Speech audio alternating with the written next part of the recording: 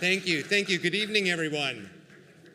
As we take our seats, I want to introduce myself. My name is Mark Kushner. I'm a graduate of the school. I graduated in 2004. I'm an architect. Tonight, I'm not Justin. I thank you. And congratulations to everyone for being an architect or a landscape architect or a planner. Tonight, though, I'm none of those things. I am your master of ceremony. And as such, I'm going to tell you what we're in for tonight. First, I have the honor and the privilege of telling you that we'll be hearing from Fumihiko Maki, who will discuss his 60 years in practice. He graduated from this school in 1954. Then we're going to hear from our campaign co-chairs and Dean Mohsen, who will tell us about Grounded Visionaries, about why it's so exciting, and about how all of us can get involved in it. And then after the Dean's talk, we're going to see a video that's going to tell us even more about the campaign, and it's really spectacular. I think we're all going to enjoy it. So to start things off, I want to introduce Fumihiko Maki. That someone needs no introduction if you've been here all day. Thom Mayne, as we know, is a spectacular thinker and educator, but I just learned where he's been in the last week, which includes, not in any particular order, Zurich, Casablanca, Beirut, Singapore, what am I missing? Panama, more, and finally, Cambridge, Massachusetts. So join me in welcoming him to the stage.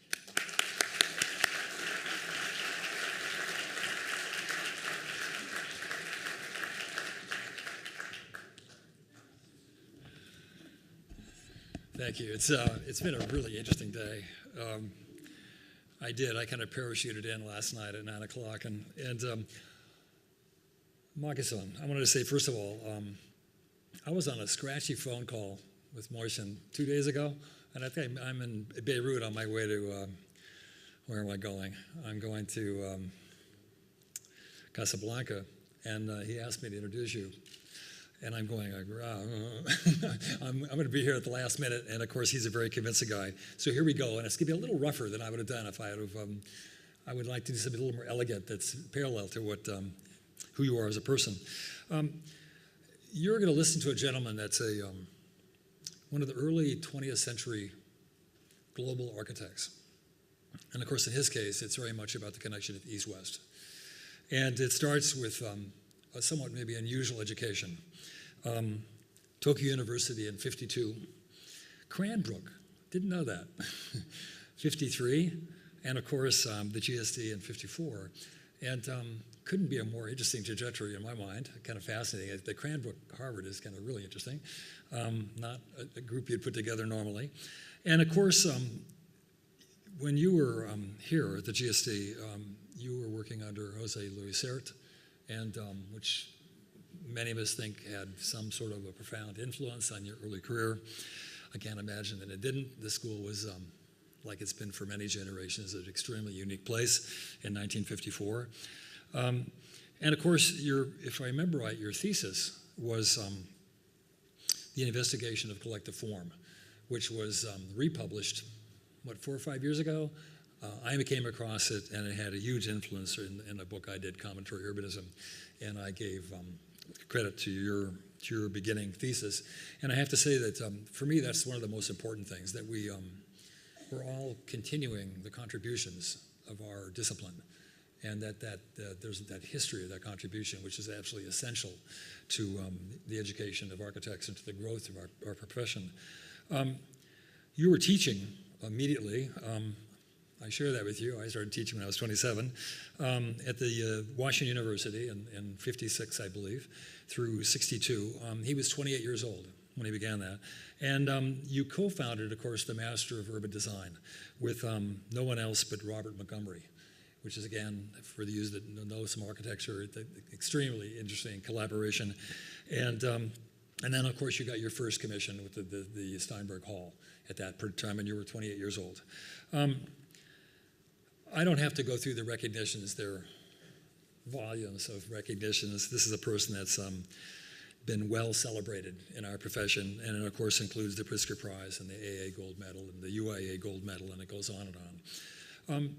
I had the fortune of meeting you in the 80s, and we had gotten our first 2 commissions in Tokyo. I believe I was 40. And Tokyo was just exploding with talent in the middle 80s. And we met Takamatsu, who was doing these kind of extremely obsessive 19th century machine-like stuff. Ando, nobody knew him at that time, Little Houses, and was just beginning his career. Hasegawa, who I remember I'd had 3 people working out of her apartment at that time, and Kingo Kuma, who was interested in the indigenous. He was looking for the nature of the Japanese, right? The notion of that, and very much connected to found materials, etc. You know, I couldn't remember what show it was, but you introduced me in our first exhibit in Tokyo. And I'm not sure whether you actually put it together and we were chosen by you, or you just introduced us, but I met you during this period of time. And I became immediately fascinated with your Tepia Science Pavilion. And I started architecture quite late, and when I was 40, I was still, I was searching. And it was a piece of work that its interest in the material and the tectonic and the structural qualities, maybe even parallel to a piano or a Foster, but much quirkier and a bit more nuanced, things that I appreciated. And it was just immensely intricate. I remember that the intricacy just startled me, and I came back with that kind of interest and that kind of thought of the potential of architecture at that level. And then, of course, the following works and their emphasis on membrane and their emphasis on the urban, especially the interstitial, the connected space that was parallel to the street and connecting the urban circumstance and the building were things that were very much interesting and very much influential to us. I'm going to quote Kenneth Frampton. I can't believe I'm quoting Kenneth Frampton.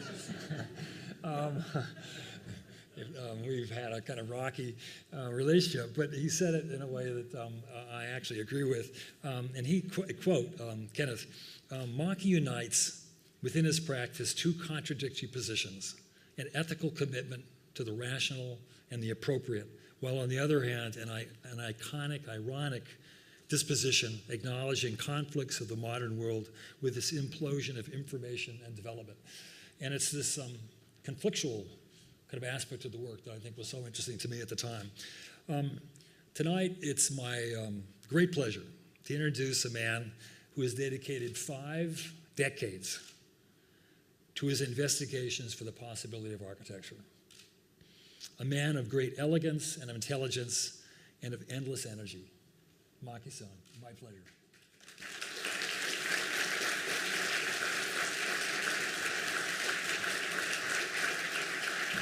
Thank you very much. Wonderful introduction.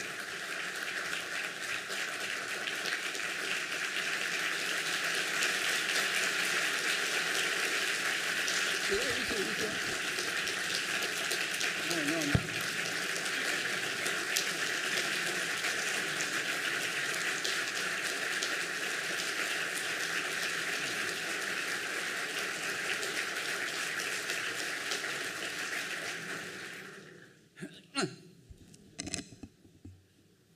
Thank you very much for a wonderful introduction from Thom Mayne.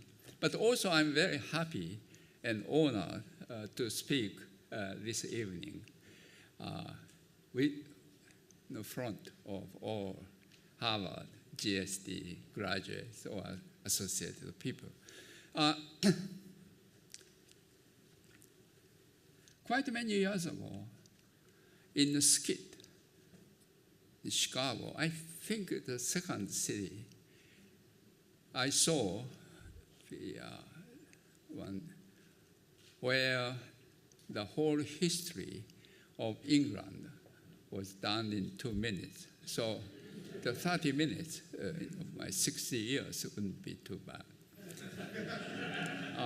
I would like to show the first image.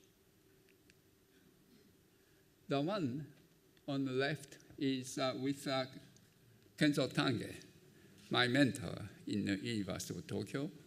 And the right one is Jose Sard, my mentor here in the GSD.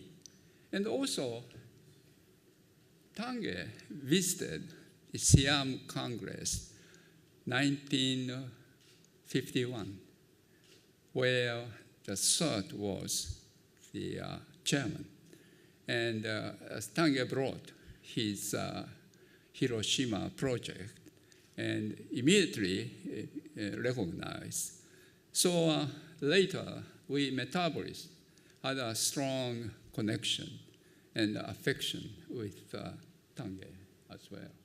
But also on the right side is Team 10 people who revolted against Siam, as you know. But later, Sard invited many of them to GSD, where I also taught together. So there's a certain connection on architects, let's say, 50s, 60s. But the central figure was Le Corbusier.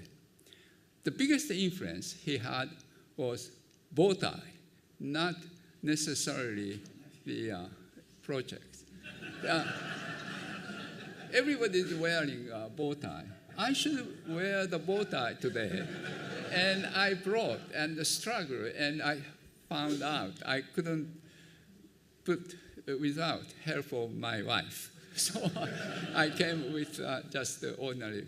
But in the library, we saw the collection of bow tie, Gropius and others. So immediately recognized the old days.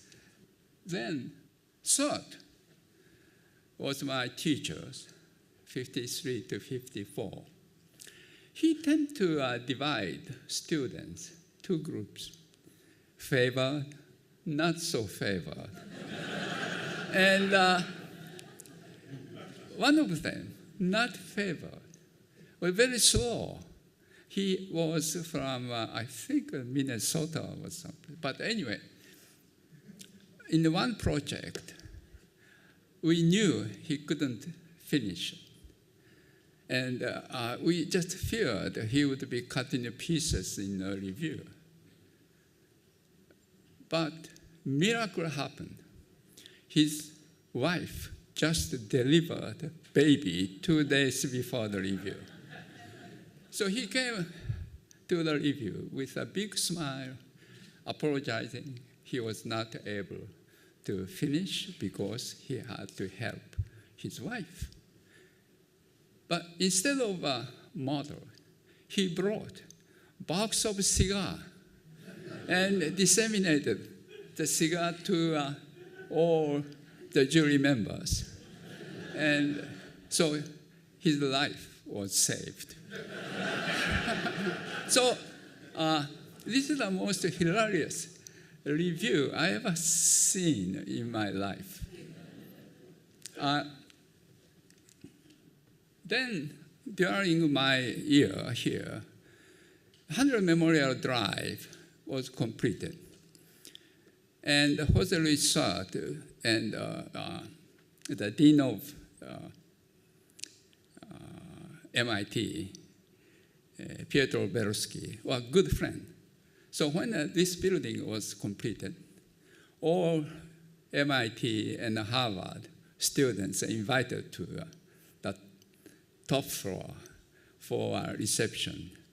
And as you know, the building was done by young, talented architects teaching at MIT. Top is Carl Koch, then Ralph Rapson, and Stan Anderson. Ralph Rapson didn't have an arm, but he deftly kept glass in here and had this I remember very well. So, but I've never thought I'm going to design a building across the street from 100 Memorial Drive at that time. You can see the view of Boston after 50 years when I designed MIT Media Lab. And I should have a picture taken from 100 Memorial Drive 50 years ago to compare the skyline of Boston. I didn't, but anyway, so it is my first connection really with the MIT.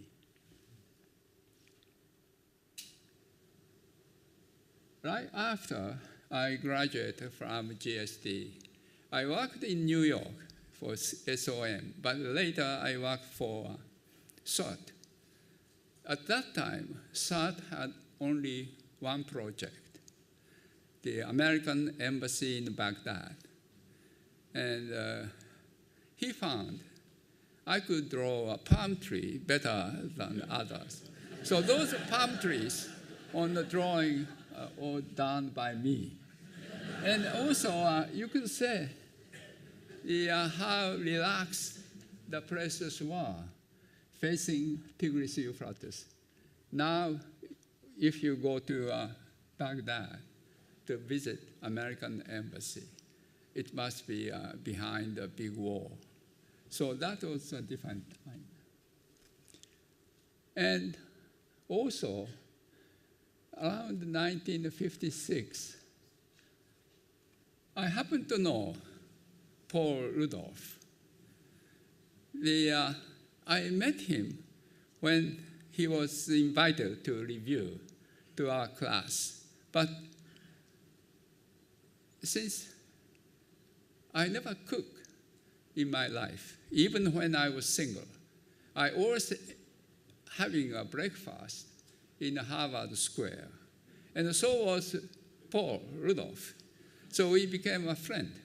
He was just designing this Wellesley building and moved from Florida. And one day, he said, "Are you interested in teaching Washington University?" So had I been making a breakfast myself, and I might have not met Rudolph. Therefore, no Washington University. It just happened this way. So while teaching, I was also working in the campus planning office. And one day, director of a campus planning office said there's a lady who might be giving her money for the building to the, why don't you make some study?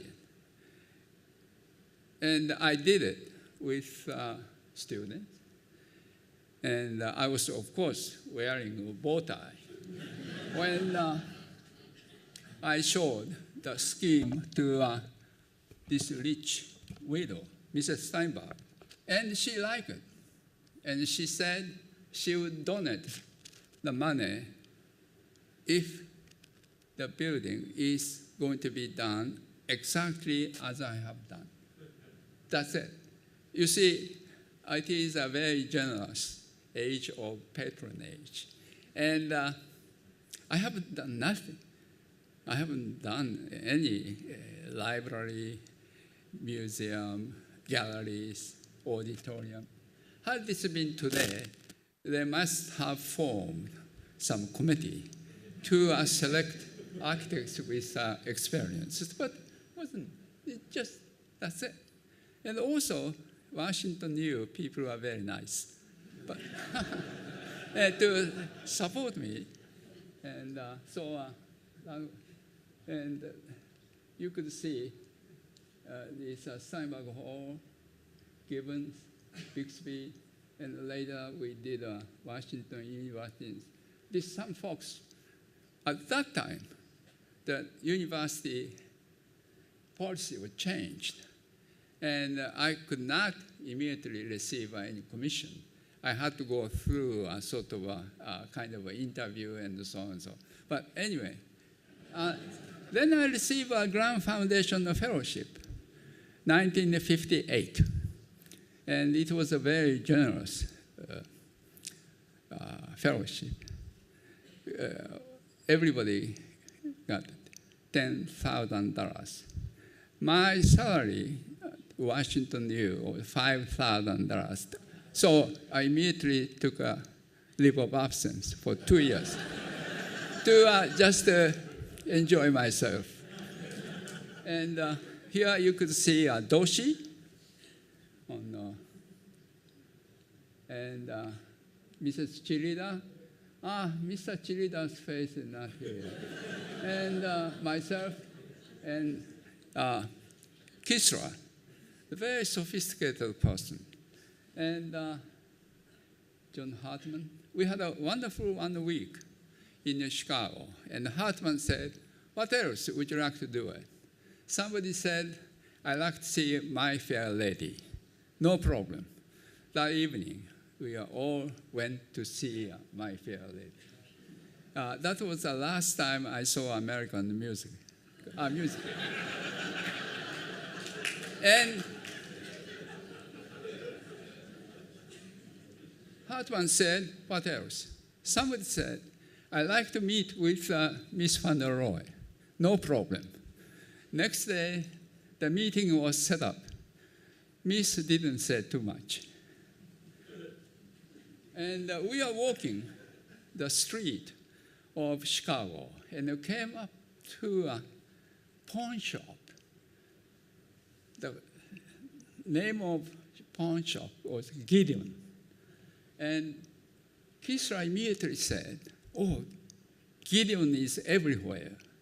Indeed, Gideon is everywhere in the 50s and 60s. So with this money, I made 2 trips to Asia, Middle East, Europe. I couldn't afford to go without this fund. And primary goal is to see those places, towns, villages, but also to see work of Le Corbusier too. And there's a wonderful trip. Isfahan, one of the most beautiful cities, and also boulevard with the pedestrian walk at the center of this 100-meter wide street.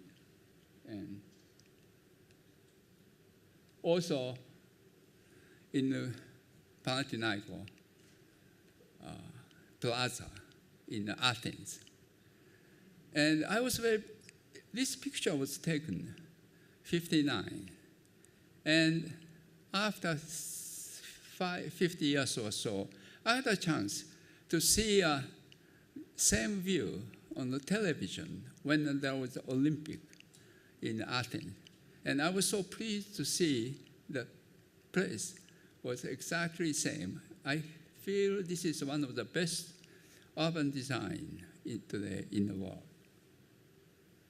But I also visited IDRA, and I was very impressed by the assembly and certain rules given to give an order to this place. And this probably generated my interest in collective form, group form, and so on. Then I went to India, Doshi, to visit Ahmedabad. Doshi put me to Bangalore in the late night. Then when I opened the door of my room, I saw a majestic view of Mill Owners Association building with cows in the front. This is my first encounter with Le Corbusier's work. Later, I visited Chandigarh to be able to see him as well. And I was carrying the drawings of my work in Tokyo. And my Indian friends suggested, why don't you see them to Corbusier, which I did. This is a meeting at Bagnols-sur-Cèze, southern France. The Team 10 meeting. And you could see Giancarlo, Bakema, Van Eyck, Smithson, Peter, Allison, Candelis, Oscar Hansen from Poland, myself, Chad Woods here, everyone is here. And 3 ladies. One of them is my wife, sitting, having just knitting. That was a scenery of Team 10 meeting. We started talk at 10 o'clock in the morning. And around 1 o'clock, we went into a good lunch. Then the siesta. After 4 o'clock, we resumed discussion. Then, very good dinner. So that was French hospitality. Also, 1959, I visited Damascus. In the morning, we left Damascus by car and traveled through Golan Heights and arrived in Beirut in the late afternoon. It was the first time I had a chance to see a Mediterranean, a beautiful city. And after many Middle East cities, I somehow thought the Beirut is a very white city. I was invited to a competition to design office building for government a few years ago. And when I showed our scheme, I said, this is my homage to the city of Beirut in 1959. I won.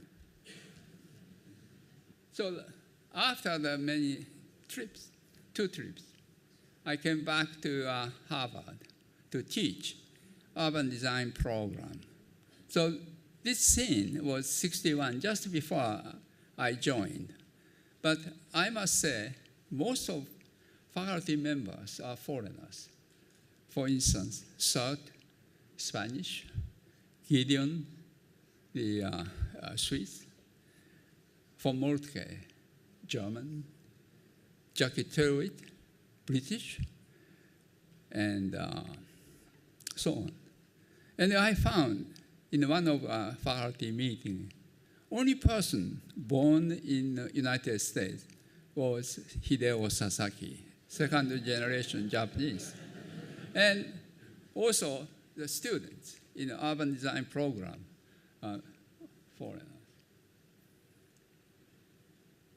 You see, some von Moltke, Rican, Surt, Gideon. Do you know who he is? I couldn't identify. And also, the many students are from abroad when I was teaching. And 1963, we worked with some of the people, students, who is having a 50th anniversary this year. So Korea, Lozano, Munizaga, all from Latin America. And Jan Wampra is the American. And we made a proposal on the moving system in the city. And we have made some proposals for city room and transportation exchange. And it was put in a small booklet. I went back to Tokyo, 1965, and designed Hillside Terrace, as you know. This received Prince of Wales Prize in Urban Design from GSD, 1993. This project came through the friend of my wife, family. So when I received award, I said, had I been married to other lady, or had I postponed my departure from Harvard, GSD, 2 years, I might have not received this project and also no award. So that was what I said. It has many facilities besides housing and shop. And it's a library and concert hall, gallery, etc. It's a cafe too. And also many open spaces. The cafe is facing the small court in here. Then my office is not really too far away here. And when I go here to this place, I always noticed one middle-aged man is sitting in the same chair, looking outside. He ordered half a quarter bottle of red wine, sandwich, and so on. When he finished half bottle, he goes into a sandwich, and then coffee. Nietzsche once said, "Solitude is your home." And I'm sure this man was enjoying his solitude. And he was, when you go to a library, you always like to sit in the same place. And similarly, he was sitting always same chair. And one day I went and couldn't see him for some time. And I asked the attendant, what happened to him? He just passed away. He was a priest of a nearby church. And so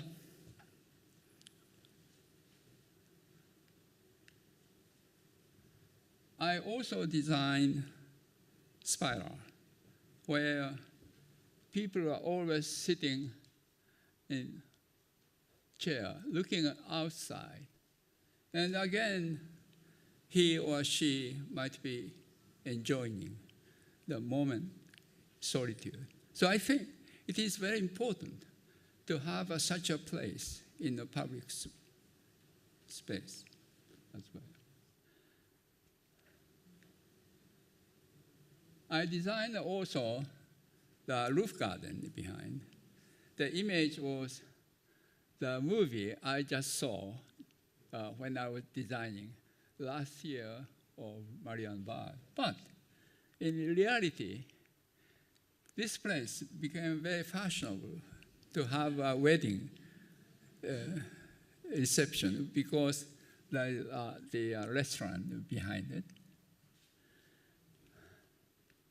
Also, we did a hillside terrace some time after we did hillside terrace. There are two. The same Asakura family, the same client, had a big house.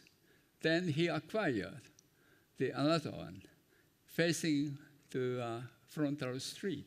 So we are asked to connect two of them to make kind of a passage between this street and the bigger street. And this place is open from 10 o'clock, 7 o'clock in the morning, 10 o'clock in the evening. Had this been United States, such kind of a treatment were not allowed because of the security reason, because people, strangers always going through with the apartment above. But here, after you go through, you come to a small court, and my office is here. And on Saturday, quite often, I see also the bride and groom taking pictures. And so this is also unexpected scenery you find in architecture or city design. I did also the Mihara Performing Arts Center, not far from the Hiroshima.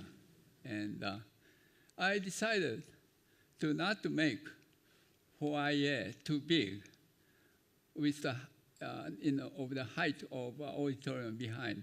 Instead, I thought the frontal part could be a part of the park where you have children's ground as well. And you could see the mother is going with the small son or daughter to there. And then, when the place is not used, the ladies can be sitting in chairs, quietly talking, enjoying also solitude. But sometimes I found they are using this place for a wedding as well. So there are the 3 wedding scenes I wanted to show you. I have never received any commission to design a wedding palace. So frontal garden could be used for children's baseball or some gathering as well. 1974, there was a big architects congress in Persepolis, and everybody was here.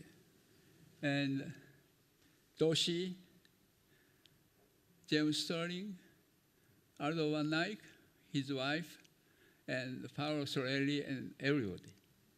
And evening, there was a talk by Buckminster Fuller. At my time, the 3 longest speakers, one of them was Buckminster Fuller, Aldo Van Eyck, and Louis Kahn. And one evening, Aldo came with spiral of a carousel, and we thought, oh, it will be a long evening. And indeed it was. So Buckminster Fuller started talk with all of us. But in the middle of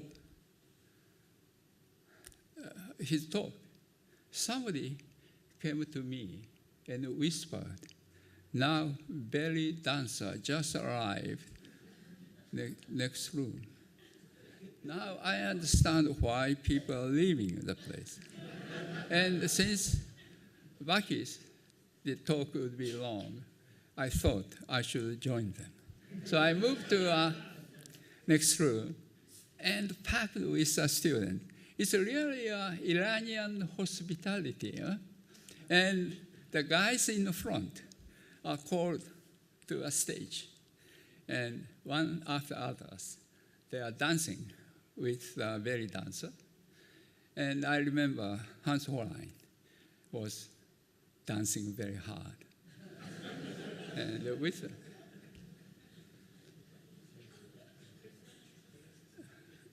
I have shown you the many people, and many of them are gone. The only probably left and still quite well is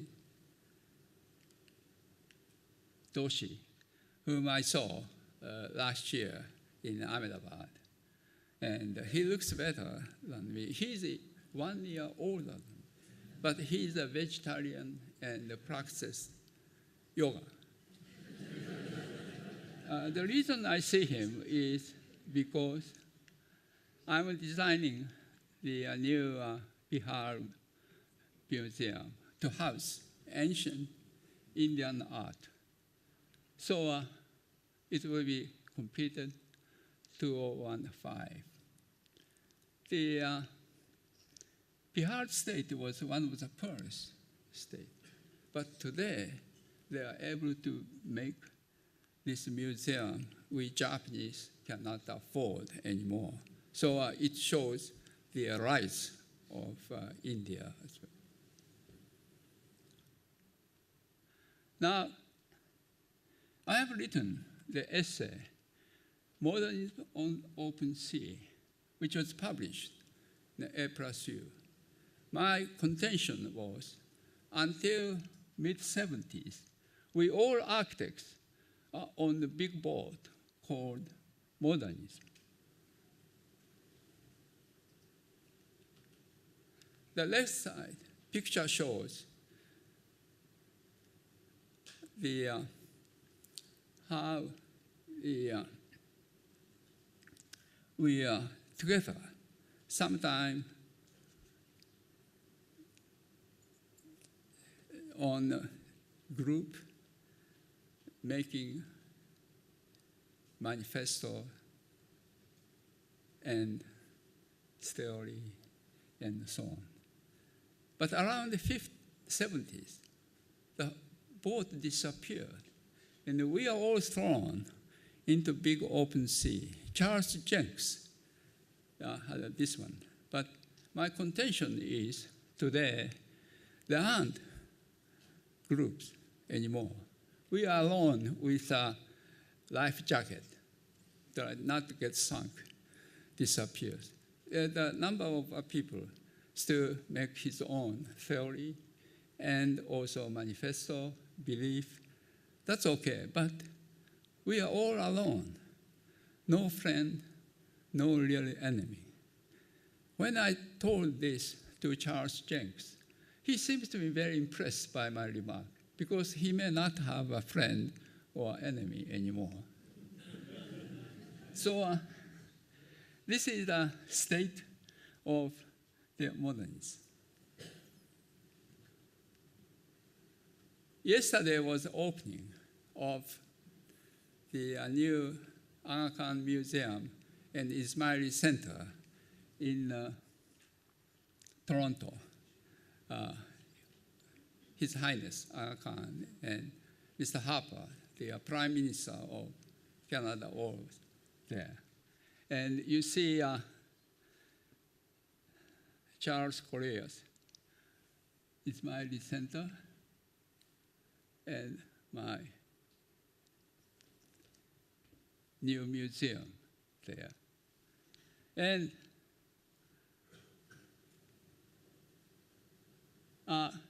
Central Garden was done by Jorabi, from Lebanon. Here you could see the Korea's as my centers and my museum. We are able to choose whitest granite. This is a margarita from Brazil. Very expensive material. And this is a frontal view. And this is a very interesting pool. It's a black pool. It's also used black granite and has a very good contrast with white granite we use. Central court and stairs. Tomorrow, I go to New York because NHK, National Broadcasting Company, is interested in having a small documentary film of my recent activities. And on for Tower C, which we designed. 205, the first sort of presentation of this whole complex was made to a public. And Richard Rogers and Foster, Levesky, and Governor Pataki, then Silverstein and myself looking at.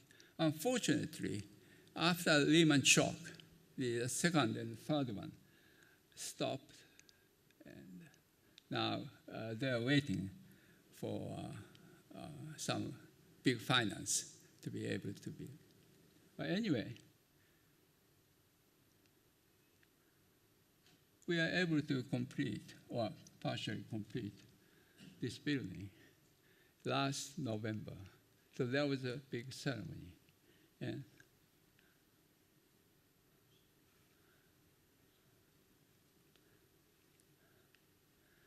this is an interesting view.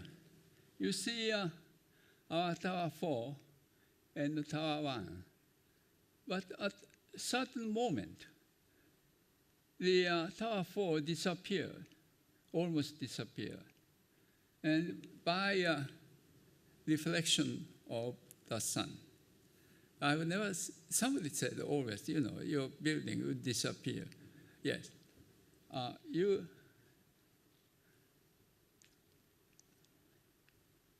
This is a picture I took, 1993, right after the World Center was completed, with no financial center in the front. And I like the building. So in a way, my project is homage to them. But I didn't like the courtyard or plaza in the front. It's always very desolate. Fortunately, this time, by hand of the Peter Walker and others, it became a very popular place in New York with my building behind. And I used a granite wall again, which could have a mirror image of the frontal park. And also, at the end of an elevator corridor, you have the pictures, media art of sky, tree, and water. Is a theme of probably the park, Memorial Park in the front. So next one would be my last pictures. Is a new national stadium in the front. And when this view was published, I immediately made comment against this white elephant, quoting what Sartre said to us when I was a student. You would only understand true relationship between architecture and object when you are standing in the front of building at eye level, and you see a building from 0 to 15 meters. Then you could understand tactility of building and the activity of the people, colors, sometimes smell. In this competition, they only ask to have a bird's eye view, no exterior view from other angle, no model. And it was a very strange sort of rule of game. Anyway, so I'm still saying what I have learned from GSD. Jose, I love you.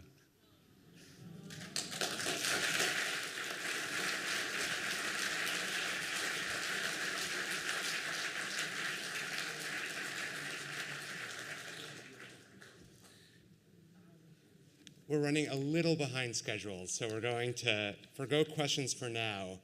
But I can speak for myself and say that that was an incredibly moving talk and a beautiful retrospective.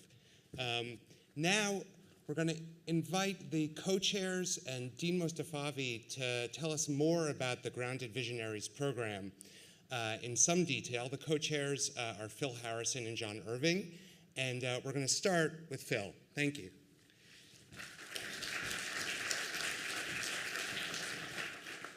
Thank you all. It's good to see you again, and I will be brief. And we just want to tell you some highlights about the campaign. Thank you, Mark. We didn't get to say enough about Mark. It's interesting to have you here. You're one of the more recent, most dynamic, and most entrepreneurial graduates of the GSD that I know of. Mark has websites and does really interesting, unusual things. And then to contrast that with you, Maki-san, tonight is amazing to think about the spectrum of talent and vision that comes out of this school. So I stand before you rather humbled right now. John Irving and I are really looking forward to our ongoing collaboration on this Grounded Visionaries campaign. We have an uncommon partnership. John, a business school graduate, and me, a GSD graduate, and our co-chairmanship is a working example of the creative partnerships that the GSD is developing across the entire university. All these linkages that Mohsen talked about last night, we'll probably talk about more tonight. Put simply, this school is extremely interesting today. It apparently was very, very interesting in the 50s, but it's even getting that much more so today, and the university is taking notice.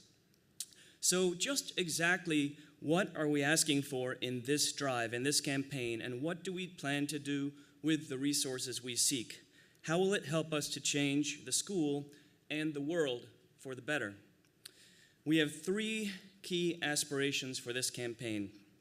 The first, which I talked about last night, is to empower our students. And really that's the most important and core principle. The second is to expand our capacity. And the third is to enhance our global impact. Tonight, as I said, we want to give you a brief preview, very brief, of these 3 objectives. And I will talk briefly about student experience, and John will cover how we will expand capacity and enhance our global impact. So students are at the heart of the mission of this campaign, and a key goal is to improve their experience as students, to imbue them with a desire to make a difference, and to empower them to confront the problems of the world. As the preeminent design school in the country, the GSD already and has attracted amazing students, amazingly ambitious, talented students, and they demand a lot out of this school. They demand excellence in teaching, and they demand opportunities to advance design through social impact. They are driven already when they come here to transform lives and places. And through this campaign, we want to make sure that they do not leave here disappointed.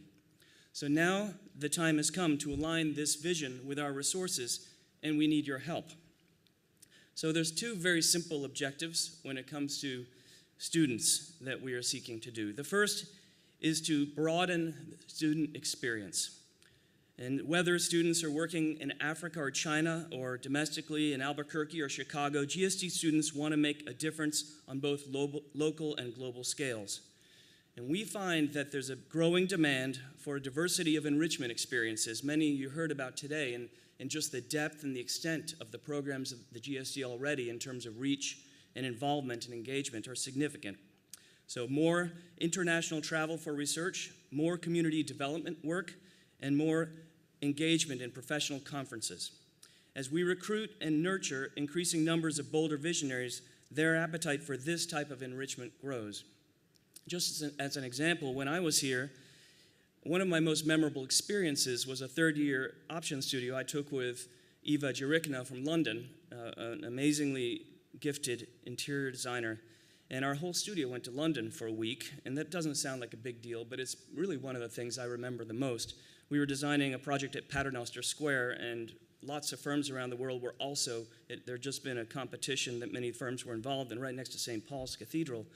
And when we were in London, we visited all the offices of the then leading and still leading firms in London, Foster, Rogers, Grimshaw, Hopkins, these firms. And it's something is just stuck with me to this day, that those firms were grappling with the very same issues that the students were dealing with in the studio, and seeing what they were doing and what we were doing, and the connection between professional practice and student activity is extremely powerful, and is something that really built part of my own professional practice, this belief that there's a continuum of process and experience between practice and the academy. So that's just an example. The second major goal is to expand student financial aid. We must ensure that our students are encouraged to dream big and to live those dreams without the burden of heavy debt. The GSD student population has grown by 40% over the past 6 years, in part to increase the diversity of the student body. We have matched this increase by tripling expenditures on tuition-based financial aid, and some 80% of our students already receive assistance.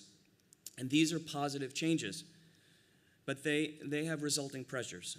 We've recently increased merit-based funds to ensure that the best students are not drawn to other institutions by more competitive packages. Grants to our growing international population now consume almost 15% of overall aid. But still, our students enrolled in four-year programs graduate with the highest debt-to starting salary ratio within any school in the university, and that's a challenge that is a widespread challenge. You heard about it today, but it's still something we need to overcome. So we're committed to maintaining this level of support, but we need new resources to sustain it. The Grounded Visionaries campaign will empower our students by supporting innovative student experiences and by expanding financial aid through endowed gifts, providing graduating students the flexibility to make the choices based upon their passions rather than their debt burden. Empowered students with powerful ideas are the most significant gift to society that this school can give. Amazing student experiences and robust financial support will result in the GSD producing the most wildly creative, rigorous thinking, and empowered, grounded visionaries well into the future. So that's one. Now John is going to come up and talk about the other two primary objectives. Here comes John.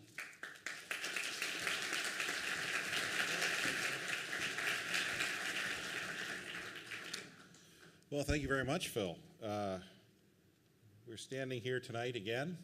Yet last evening we were in a historic Saunders Theater, and I must say it's quite an honor to be here. As I said yesterday, I am a latecomer to the Graduate School of Design, but I quickly caught Mohsen's enthusiasm for the school's mission. And I believed that we needed to continue to do the big things in the future that we'd done in the past. And I signed up without hesitation. Well, that's not really true. There was a little hesitation because this is a big job.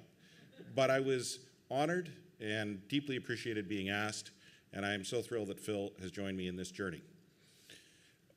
One thing that's very important, though, whether it's in business or in sports, or in fact all aspects of life, there's no surer way to succeed than to be surrounded by great people, to give them the tools and the space they need to succeed. And if you do that, you can be amazed at the results. Our family, we're proud to be able to endow a professorship in honor of our father, the late Johnny Irving. He was a visionary and a builder and a person who was incredibly passionate about setting big goals and accomplishing them. He loved both the built and the natural environments. But he also believed deeply in the power of education.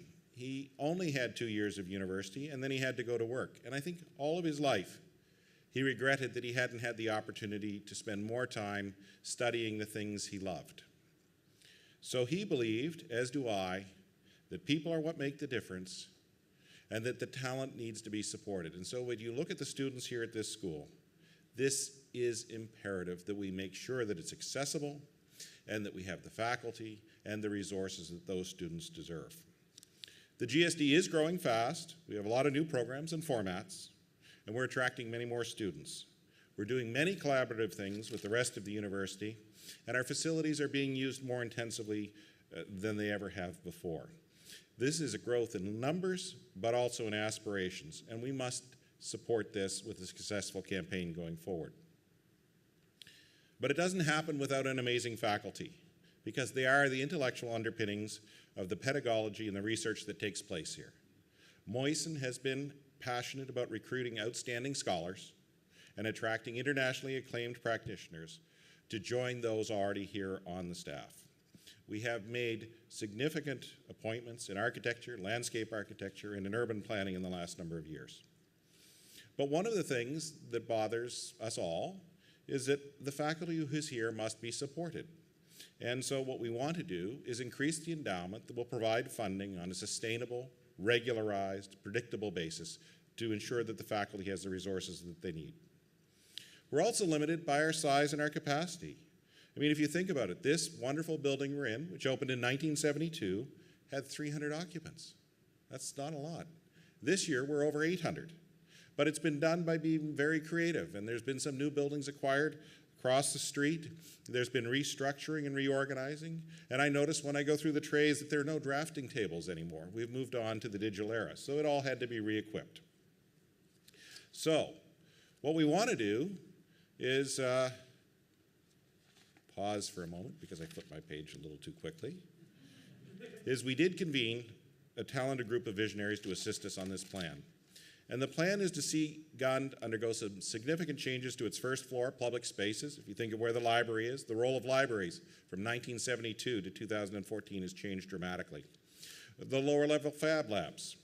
But whatever we do, we must maintain the profile, the presence intact, and to reflect our historic, distinctive heritage. In addition, the plan provides a 5-story research tower to augment GUND, to provide essential spaces for new forms of instruction, support, and collaboration. The word here is, I would use entrepreneurial. So we would say we've been incredibly entrepreneurial in using our resources for a long time. That's actually really code words for stretching a buck a really long distance. And the faculty and staff has stretched the buck about as far as it can go. So what we need to do is expand our physical capacity. And what I'd like to do is take a moment to extend a formal thank you to Mr. Ron Drucker for leading both our planning and our fundraising efforts. Ron is right here in front of me. He's put a tremendous amount of time in it, and he's passionate about revitalizing the spaces we inhabit. Ron, words alone can't express gratitude, but words are all I have tonight for the moment, so thank you very much.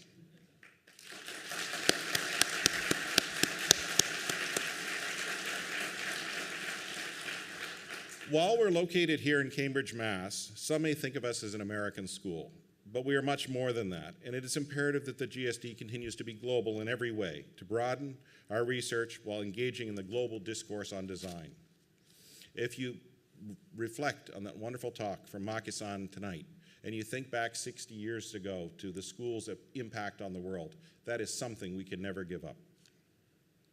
If you think about modern activities that we have, from dealing with mobility issues in Tanzania, disaster relief in Japan, we've engaged, to just name 2, in many countries and cultures.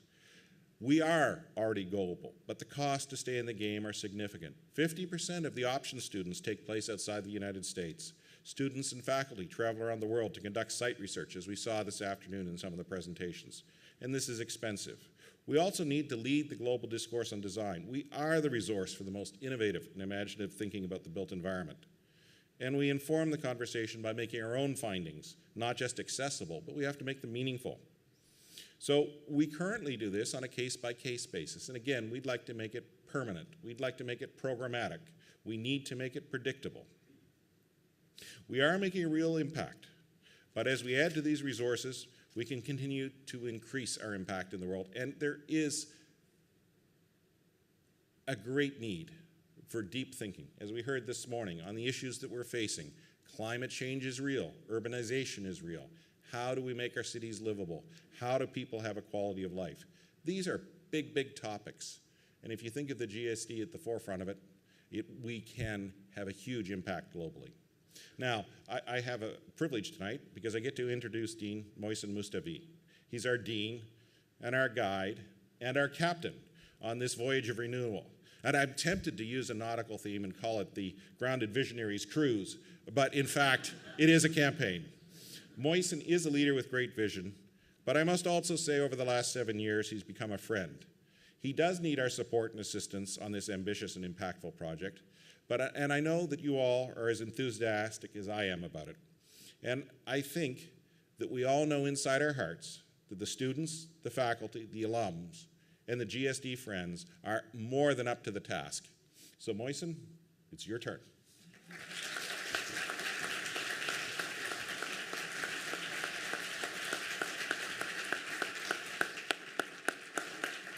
Thank you, John. As you know, these kinds of events are quite tight, and we don't quite have the belly dancer, but there is an event that will take place after this, so there is some urgency, but I'd like to take a couple of minutes to go off script and to really take this opportunity to thank John and Phil, and it's been a wonderful privilege. I also want to remind us about what John has been doing for this school and the way that you've been actually describing the school, not only last night and tonight, but also the few months ago when we met in the pit, and the manner in which you spoke about the school and about the projects of the school. In all honesty, a lot of the time we can't do as well as you did. And I think there's something that we should really learn from your commitment, but also the way in which you're able to articulate, in a way, our project back to ourselves. I think I also want to thank Drew last night, because in a way we thanked her, but I think it's important to recognize the way in which she spoke about the school, the history of the school, and the contributions of the school. And again, this is something that is so important. With all of you here tonight, there is so many things that I'm so happy about and so honored, and in a way there is something so special because I know so many people personally. And when you see people that you've known for a long time, then their participation, their words, their action, their faces mean a lot more. And this is why I wanted to go off script, because it's very difficult to explain those things in some ways reading from a text.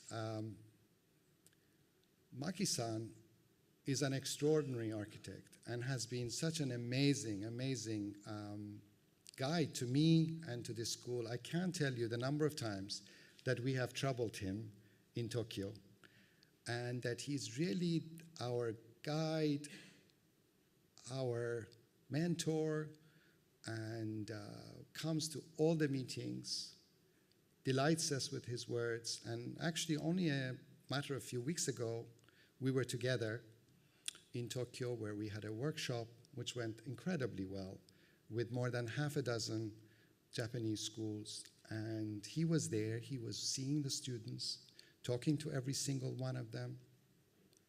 And this is not something that people like Maki-san do for the school just once. It's probably 20 years ago or more that he came to a class of mine on CERT in America and did an incredible presentation. And I must say, since then, every year, we've had some kind of event together. He was talking about his breakfast with Paul Rudolph. And I also then started thinking about the breakfast what we used to have together when we went on a trip to judge an architectural competition and stayed in a hotel and had many breakfasts. And then he's showing the work of his students. And we have some of our former faculty that are in the picture, and then we see Mario and Gustavo, whose names are on the panel, and they happen to be with us tonight. And they were here 50 years ago. And it just really makes the school such an incredible place, such a family, an environment that really one wants to be part of, but you also want it to continue to be special. So really I want to thank you all for being part of that family and for being here. And again, to John and Phil for agreeing to be part of this special institution and to create their own friendship. I also want to acknowledge the fact that this kind of event, you know, beginning with the idea of what is the framing of our campaign, the conversations that go into that, the faculty that are involved, the staff, the outsiders. It takes an enormous group of people for us to get to this point. It might seem now clear and simple and straightforward, but believe me, it's not. And it takes a lot of effort. And I just want you to take one moment to really recognize the contribution of all those people who've got us here so far.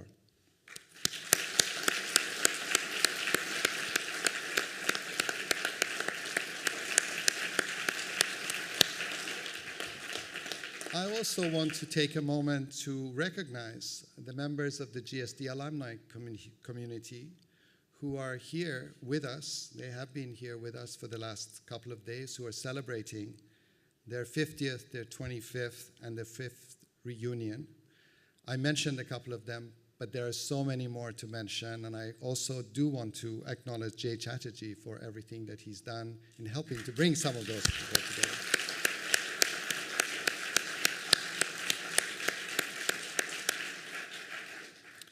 A great deal has happened in the past 2 days, and it's been a really incredible gathering with these kinds of events. Because there are so many layers of thought, I think it takes days for us to go back, really understand what the whole possibilities and potentials of all the things that have been said.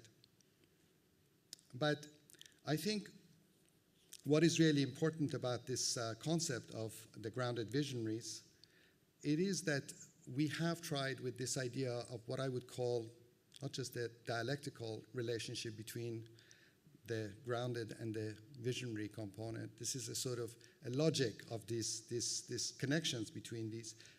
We have created a strategy that reinforces the opportunities that lie between vision and action.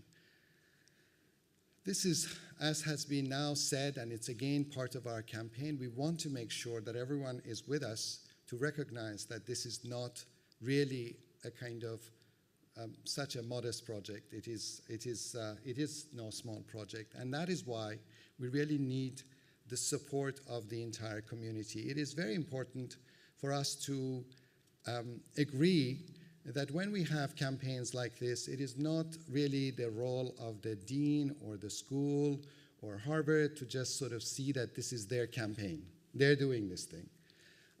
But the fact that we have been going through these discussions together is very important for us to recognize that this is really our campaign, a campaign that your presence here is absolutely fundamental in really helping to create the ideas, the aspirations of the campaign as we move forward over the next 4 years. So this is really not just a 2-day enterprise. As has been said, this is a long journey, and I think without your support, we will not be able to keep having the enthusiasm, the momentum, the inspiration to keep going. Therefore, we need your input, we need your participation, we need your presence, we need your thoughts as we move forward with the campaign over the next few years. So don't forget us. Don't think that you have come to this event tonight and then that's the end of it. I think that we really want to have you be with us and work together as we move forward. Obviously, as has been said, this campaign must also accomplish a lot of things. And a lot of the time when you're involved with fundraising, it's not necessarily easy to fundraise for the things that you want to fundraise. Sometimes you end up with funds not necessarily focused on the things that you want. So we have been, as a school, very clear to try and articulate very specific domains, very specific areas, and I think that Phil and John touched on a number of those topics. It is an important part of the campaign to really think about the GSD in the next few years as we move through our planning stages, but actually through the success of the campaign to see the GSD as a different place. John very eloquently alluded to this fact that through just sheer labor and love and passion of the faculty and students, we have been able to do enormous things. But actually, we want to transcend even the idea of just simply sustaining what we have done. And in order to get to that next phase, beyond sustaining, means that we have to have a whole set of other ideas, other possibilities, other projects, some of which we actually, in a way, prevent ourselves from dreaming about those because we just don't have the capacity for those things. And to get beyond sustaining to the point of transcending those is going to be part and parcel of the different kinds of conditions that we are really thinking about. The relationship with the student body is going to be a key part of this. A lot was said this afternoon about what architects should ask for or not, whether they should be making more money or not. I think the fact is that there is culturally not sufficient appreciation of the values of design. Nobody's saying that people owe us anything, but I think there is a situation where we have to argue culturally for the importance and value of the kind of contributions that all of you are making to society. And for that, there has to be greater appreciation and therefore greater value. That's all I think we're saying. At the same time, given that that is not a kind of a project that we can overcome in a year or 2 or 3, the parallel, the complementary dimension of that is to really create a situation where the students have as little debt as possible, hopefully none. And it's only then that they will be able to be more speculative, more experimental. If our students graduate from this school and are forced into a situation where from day one, they must find themselves in situations where basically they're trying to pay their debts, then that really does reduce their options. So part of our project is also a project of enabling our students to have more opportunities, more choices, and it's only through those choices that then we will get the likes of, the dreamers, the people who have been able to commit to design and to really make special careers, be really special professionals. It's also important for us to be very clear that the spaces of creativity will need to be different. Everyone who has an office is very clear that in the last 5 to 10 years, many of your offices have actually become more efficient in terms of the way in which you are using desks, in ways that people are working together, the proximity of people, and so on. But actually, there are other opportunities that are ahead in terms of how the space of the studio will be transformed. And we need to be part of that vanguard that's really thinking about the relationship between the quality of space, the characteristics of space, the availability of infrastructure of schools like ours, and the way in which there's a one-to-one correlation between those spatial conditions and the way in which our students and our faculty will be able to create work differently. The construction of the imagination of the students requires catalysts, requires an infrastructure, and that infrastructure is something that we have to work together to understand what are the best conditions and circumstances. Therefore, this is one of the things that we're very focused on how to create that. We also want to be not shy of our commitment to the continuing role of the GSD as a global institution. Maki-san already mentioned that even during his period, the school was essentially international. What is different is that we have also gone from the internationalism that comes to the GSD, really, to the internationalism of the GSD going to the world. And that project is a different project when you are really trying to interact intellectually with people from different parts of the world and to benefit from the ideas of others and really establish different kinds of relationships, different kinds of, therefore, contributions, as opposed to construct an architecture that will be part of, for example, an international style that can be transplanted to other parts of the world. Therefore, this is also a truly different project. And really, finally, we have not been shy about the value and importance of research. Last night you heard something about that from Rem Koolhaas. Today there was the wonderful panel that really gave you a glimpse of some of the things that are happening in the school. If we are going to extend different possibilities for research together with alternative ways of designing, this is also something that we need to have the capacity to think about and have. And so all of these things are really the important elements of the campaign that needs to be supported. And I think with 11,000 members of the alumni community, the important thing is, how do we now create the circumstances where your voice, your participation in this space really now becomes part of something that can extend beyond Gun Hall, beyond Cambridge, and really to all the different parts of the world, back to Chile or Spain or other parts of the world where people from the GSD community have come here to join us. And I think that participation of the alumni is going to be an important part of the GSD's commitment to really helping create alternative futures that are deeply rooted in the values and importance of design as something that can really make a transformative impact to the planet. And so with that, I really want to call on you to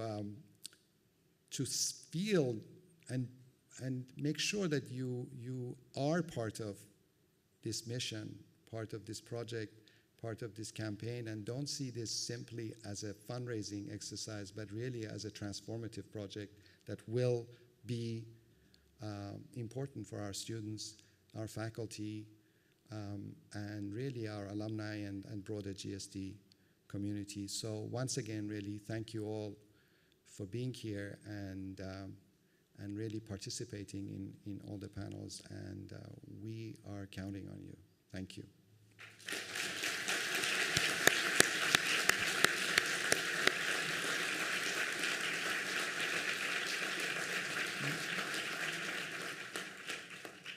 My friend Mark Kushner did say that there would be a video, and there is a video. So this is like almost the end. We're going to get there. Bear with us. I think it's about 6 minutes. You saw a trailer that was the teaser for the campaign last night. Now this is something that was like the appetizer. This is like the full menu now. So bear with us. I hope you'll enjoy it. Thank you.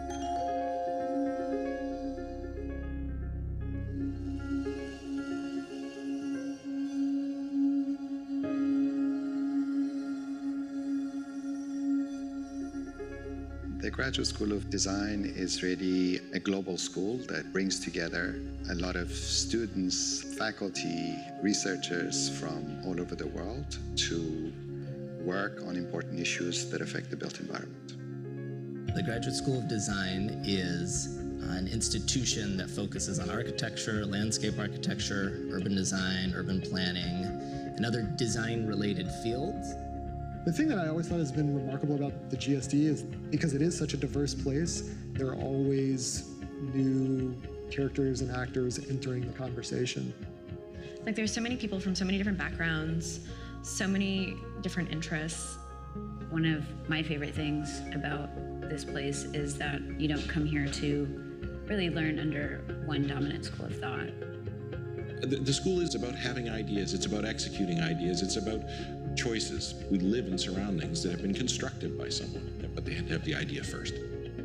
We're an institution that teaches core disciplinary knowledge at the highest level in a context where there's also room and encouragement of invention. Combining both gives us the ability to, I think, engage ultimately with the world in a more innovative way. At the same time, we are, of course, committed to make a more beautiful world. Questions of visuality, ultimately the beauty of things, You're also educating the next generation of students that would enable buildings to be built much better.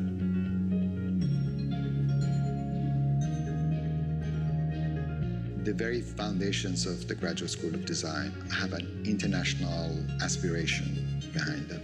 We are making more and more effort to also be in the world, not for the world just to come to Cambridge, which continues to be an important part of our project, but for the GSD to be in the world. We've had sponsor studios in Africa, in India, in South America. And this is what I love about the GSD. We are faculty that work on all sorts of problems at all sorts of scales with all sorts of methodologies in all parts of the world.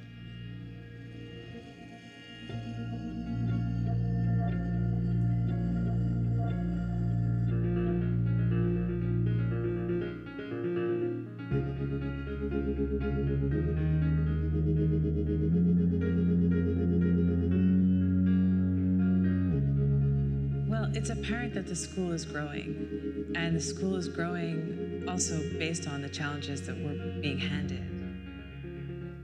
There are today, of course, many complex issues that face us as a global society. One of them is really broadly the inequities that exist and their impact on everyday life. The second big issue today is really the question of risk. And as a school, part of our mission is really how do those topics affect the built environment, and what is our responsibility in terms of addressing those things. I just want to see more designers in public service, but I want to see people use their creativity and artistry that they have here in this building that I see everywhere. I want to see that come down to the ground and work for people. Every day is a reality check at the GSD. It's about looking at multiple ways of engaging with the built environment, the making of the built environment, but also multiple ways by which we can create the feedback loops that nourish our imaginations about the built environment.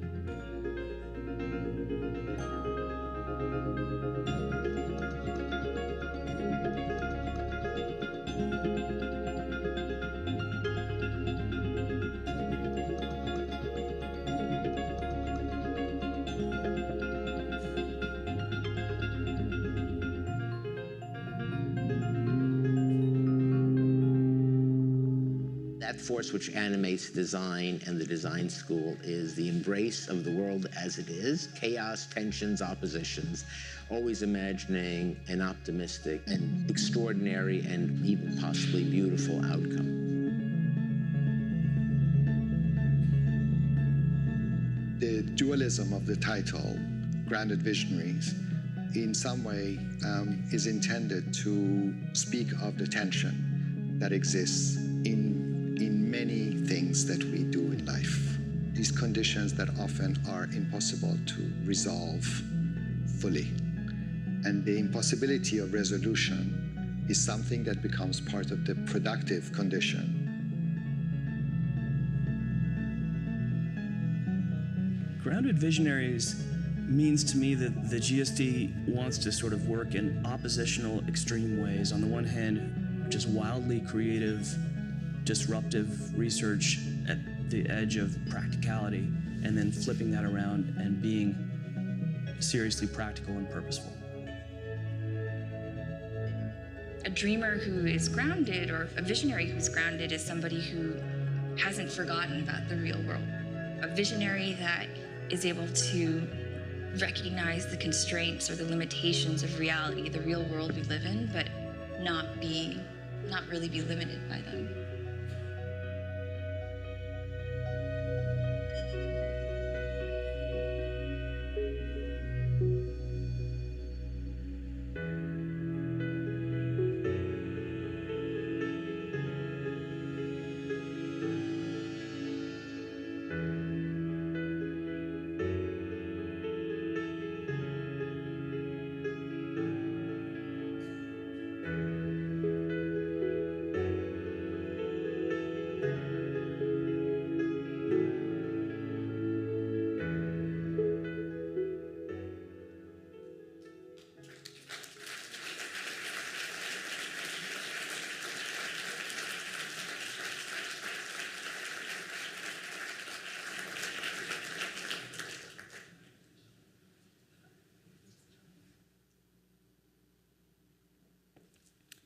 So this is my version of constructing imagination. Hi, my name is Joanie Tom, and this is my home. Or rather, it was my home office until last spring.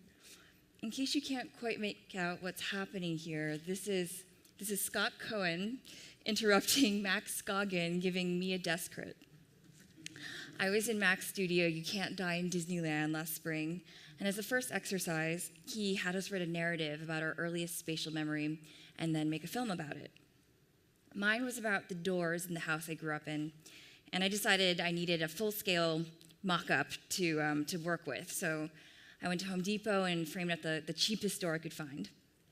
And the door remained a fixture at my desk for the rest of the semester. My buttmate and I joked about getting a doorbell and welcome mat also. It also created an illusion of privacy in the trays. Scott had to knock to come in. I love this photo. It encapsulates so much of what makes this place special. All the potential the space holds and the surreal things that can happen when we make it our own. We, the faculty, students, and staff, spend so much of our time together in this one big room called the trays that before long it really does feel like you're at home and can do anything you want. I'm in my 4th year now, and now looking back at my time on the GSD, it also occurs to me that this photo embodies a lot of what's been at the core of my education here, namely a fluidity between the abstract and concrete. At our desks in the trays, we've been trained to actualize our intuitions through the physical making of things. There are fragments of thoughts and ideas everywhere, creating an incredibly fertile environment for experimentation. There's always an audience, always someone to have a spontaneous conversation with, and someone else snapping a photo of you having said conversation. I realize now how much I've been grounded in this place and the principles that it's instilled in me. And the GSD's played a particularly strong role in shaping my identity as a designer, given that I didn't have a background in art or design before coming here. And it actually wasn't until a few years after college that I even had the vaguest notion that architecture could be a possible career option for me. I was an undergrad here at the college, studying psychology, so I spent a lot of time in William James Hall, which is right across the street. Ironically, this meant I was passing gun hall almost every day. I studied psychology because, well, my mother was a psychologist, and I was fascinated by how the brain works. So I spent those years designing experiments and conducting research, which was interesting, but I realized pretty quickly that psych research wasn't what I wanted to spend my life doing. So when senior year rolled around, I found myself highly susceptible to the recruiters that descended upon campus, extolling the merits and delights of investment banking. Upon graduating, I moved to New York City, and I worked for an investment bank. And then I worked for a hedge fund. And it was exciting and delirious, and I learned a ton, of course, but I soon found myself wondering how on earth I ended up there, and if this is what I really wanted to spend my time doing. I felt like I was living someone else's life. So I quit my job.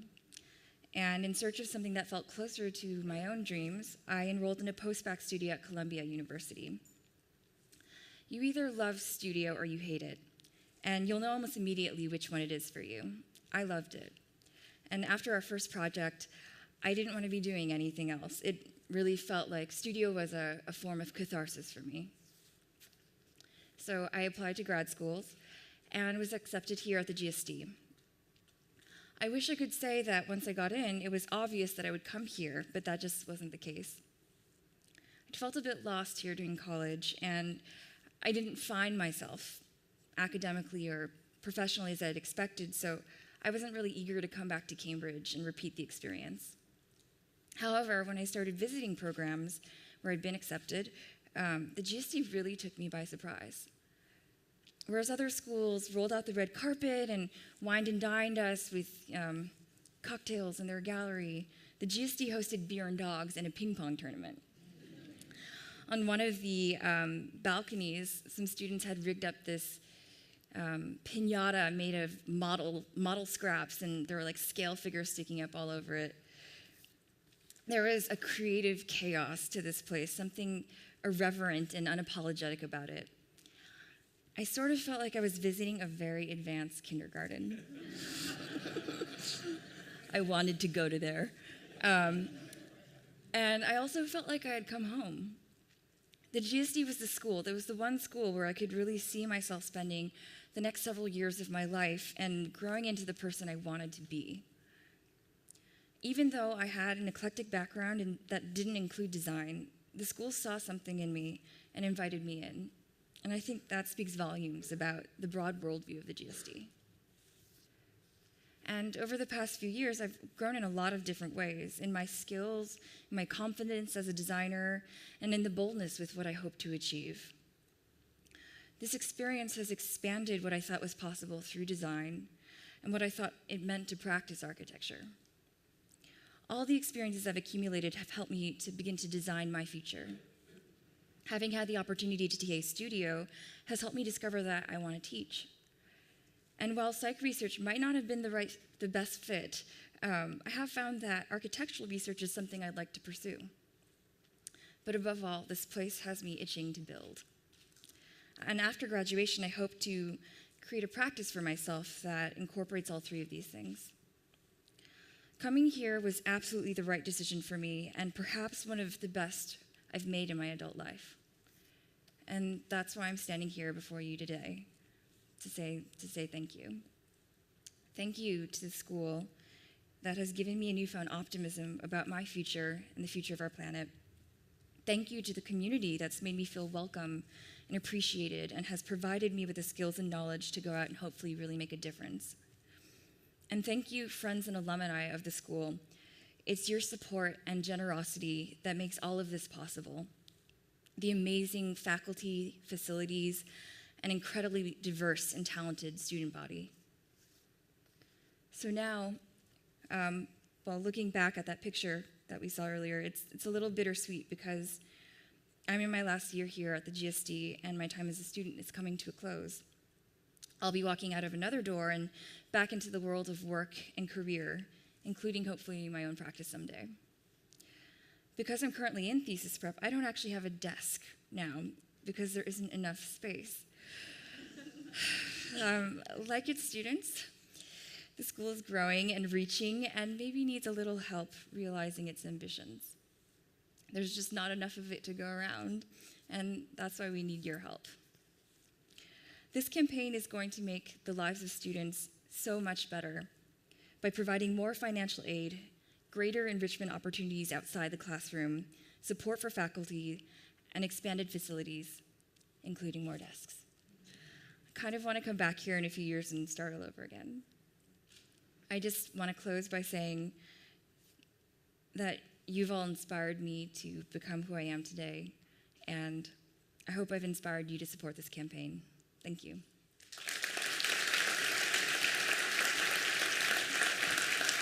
Don't go down.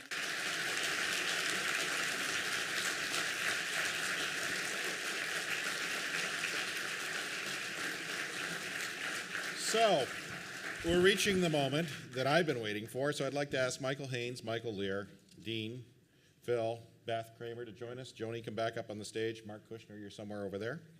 So come on up. Let's move quickly, though. We're moving on. I've been waiting for this time for a long time. And, you know, when we started this talk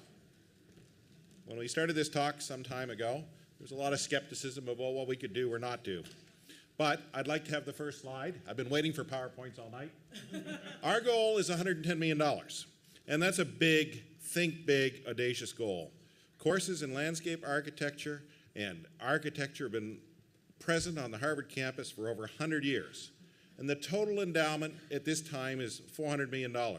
So that means in the next 4 years, we're going to raise 25% of what it took us 100 years to do. This is a big goal, and we need your help.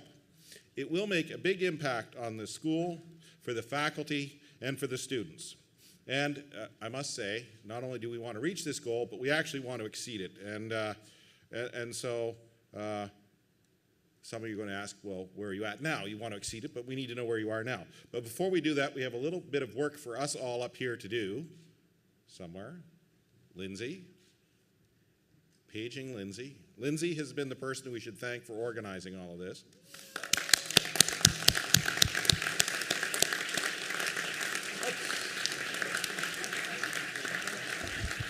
And as you hand the bottles out, and as you can see if you look up, we're slightly ahead of schedule here on this one. We're currently, as of this week, at $69,233,000.